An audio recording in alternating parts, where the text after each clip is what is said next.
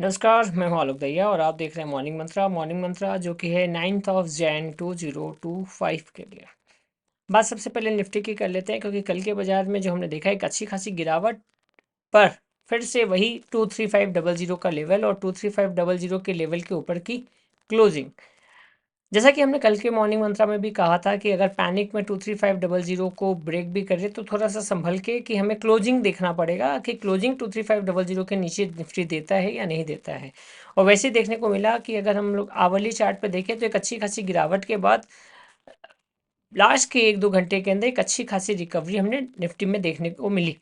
23498 का 96 का लो बनाने के बाद निफ्टी ने एक अच्छी रिकवरी दिखाई और फाइनली अगर हम लोग बात करें तो कहीं ना कहीं जो क्लोजिंग रही वो 23688 के आसपास की रही। और ये जो फॉर्मेशन है कहीं ना कहीं बहुत हेल्दी हैमर का फॉर्मेशन नहीं है, बट फिर भी अगर हम देखें तो एक गिरावट के दौर से इस तरीके का फॉर्मेशन होना अमूमन ये एक इशारा ज़रूर करता है कि एक रिकवरी निफ्टी के केस में देखने को मिल सकती है, या 23500 अभी भी एक स्ट्रॉन्ग सपोर्ट के तौर पे काम करता हुआ नजर आ रहा है।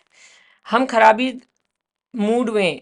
मूड में तब एंटर करेंगे जब 23500 के नीचे की क्लोजिंग मिलेगी। ये बात हम बार बार कह रहे हैं, लगातार कह रहे हैं, राइट। और इस केस में ये देखने को जरूरी एक एस्पेक्ट रहेगा कि फिलहाल निफ्टी क्लोजिंग क्या करता है, और वो क्लोजिंग इंपॉर्टेंट रहेगी। अभी फिलहाल 23990 एक रेसिस्टेंस के तौर पे फिलहाल काम करता हुआ नजर आएगा।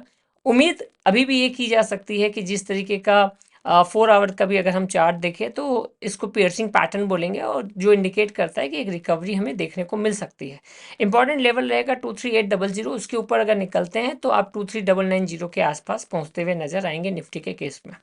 बैंक निफ्टी की बात कर लेते हैं तो एक परफेक्ट हैमर का फॉर्मेशन है। जी हाँ, निफ्टी के केस में जो कन्विक्शन वाइज परफेक्ट हैमर नहीं बनता हुआ नजर आया, बट बैंक निफ्टी के केस में अगर हम बात करें तो एक परफेक्ट हैमर का फॉर्मेशन है। और सबसे मज़ेदार बात, जो लेवल हमने कल के मॉर्निंग मंत्र में कहा था कि 49333 एक सपोर्ट के तौर पे काम करेगा, 49389 के आसपास से बैंक निफ्टी ने रिवर्स लिया, और वो रिवर्स अमूमन उस जगह पे आकर एंड हुआ। हाई लेवल देखेंगे अगर हम 50,200, जो कि एक रेजिस्टेंस लेवल फिलहाल यहाँ नज़र आ भी रहा था।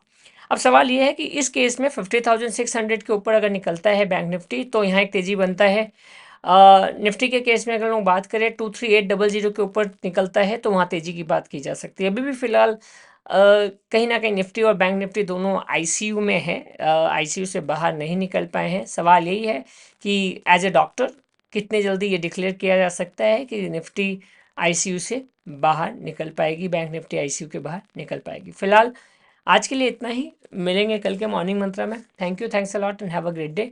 Bye bye, take care. जाते जाते एक बात, जो भी लोग इस अंतिम टाइम पे मॉर्निंग मंत्रा को सुन रहे होंगे उनके लिए एक इम्पॉर्टेंट है कि फिनेंशियल मार्केट जो इंडिया का है वो भी उतना ही वॉलेटाइल हो रहा है जितना मार्केट हो रहा है। रिसर्च एनालिस्ट के लिए कई नियम कानून आ रहे हैं, इन्वेस्टमेंट एडवाइजर्स के लिए कई नियम कानून आ रहे हैं। ये जो बहुत सारे लोगों की आदतें हैं, चाहे वो हेल्थ के मामले में हो या वेल्थ के मामले में हो, कि किसी से भी कुछ पूछ लिया या किसी को भी किसी भी दवाई की डिमांड कर दी गई, कुछ भी खरीद लिया गया, कुछ भी डोज ले लिया गया, वो आपके हेल्थ और वेल्थ दोनों के लिए नुकसानदायक हो सकता है। तो सेबी रजिस्टर्ड रिसर्च एनालिस्ट के पास आपको जाना चाहिए, इन्वेस्टमेंट एडवाइजर से अपने पोर्टफोलियो का रिव्यू करवाना चाहिए। हर एक इंसान के लिए हर एक दवाई काम नहीं कर सकती, इस बात का ध्यान रखना चाहिए। Thank you, bye bye, have a great day.